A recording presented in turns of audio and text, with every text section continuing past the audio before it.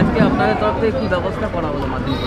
প্রথমেই বলি, বাংলার মুখ্যমন্ত্রী মাননীয় মমতা বন্দ্যোপাধ্যায়ের অনুপ্রেরণায় এবং আমাদের অভিভাবক বারাসাত শহর আইএনটিটিউসির সভাপতি এবং বারাসাত সংসদীয় জেলার আইএনটিটিউসির সভাপতি এবং বারাসাত পৌরসভার উপপৌরপ্রধান তার সুপরামর্শে আজকে আমরা 6-7 বছর ধরে ছোট ছোট বাচ্চা যারা তাদের জীবনের প্রথম বড় পরীক্ষায় বসছে তাদেরকে উৎসাহিত করবার জন্য এবং তাদের সাফল্য কামনা করে আমরা একটু জল, একটু কলম বা একটু মিষ্টিমুখ করাচ্ছি এবং আমাদের এই রিক্সা দিয়ে বারাসাতের বিভিন্ন সেন্টারে তাদের গার্জিয়ান সমেত আমরা পৌঁছে দিচ্ছি এবং তার জন্য আমরা কোনো মূল্য নিচ্ছি না এবং এই পরিষেবাটা আমাদের 12 তারিখ অবধি চলবে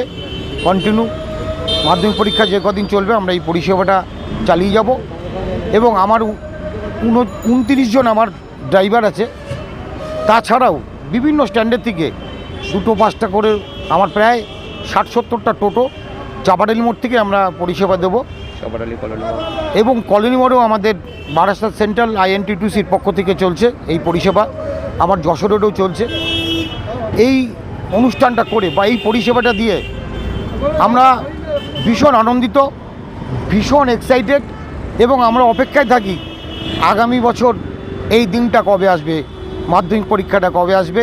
আমরা সবাই এগিয়ে আসব ছোট ছোট বাচ্চাদের তাদের জীবনের প্রথম বড় পরীক্ষায় তারা বসবে যদি আমরা তাদের কিছু সহযোগিতা করতে পারি এবং আমরা চাইব যে তারা যেন পরীক্ষা দিয়ে তাদের স্কুলের নাম এবং আমার বারাসাতের সুনাম অক্ষুণ্ণ রাখুক।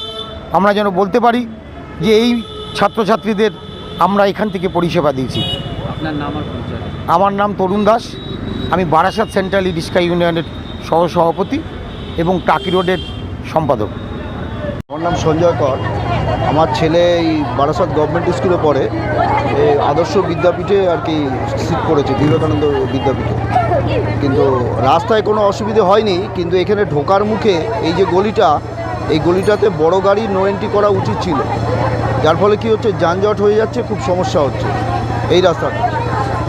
আর এমনি সব ঠিকই আছে। পরীক্ষা যে আগে করে দিয়েছে, এইটার জন্য তো একটু অসুবিধা হচ্ছে, প্রিপারেশান নিতে একটু অসুবিধা হচ্ছে। দুপুরের দিকে হলে একটু সুবিধা হতো, হ্যাঁ, সকালের দিকে একটু পড়তে পারতো, সেটা হচ্ছে না, তাড়াহুড়ো করে বেরিয়ে আসতে হচ্ছে। এটা তো একটু অসুবিধা তো হচ্ছেই স্বাভাবিক। কী নাম আপনার? আমার নাম সঞ্জয়।